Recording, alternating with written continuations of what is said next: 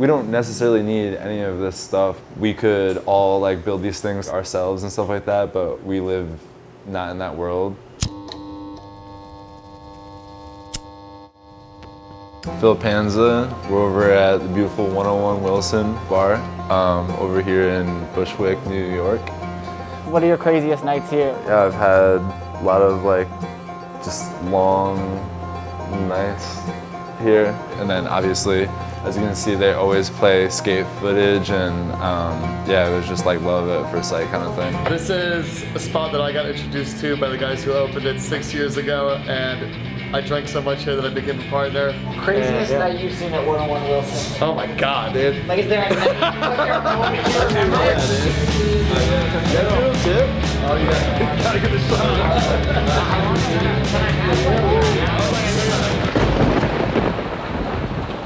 Being immersed in the city and then also then coming back and then playing in the woods and stuff like that is like, always was fascinated with like the wilderness and like the woods and like the beauty of just nature and like how like moss and stuff like that like grows on trees, and I'm like looking at like the moss on rocks and I'm like, oh, it's like almost like a cushion, like that would be a cool piece in like a home type of thing, which is like inspires a lot of like the work that I'm doing right now. Obviously your background, if we dive into like your practice, it started with fashion largely. Yeah. That was like your entry point. How did you originally become interested in fashion? Just like, you know, you grew up in upstate New York, like it's not exactly like you grew up in LA or New York City, so like, yeah. How did that come about?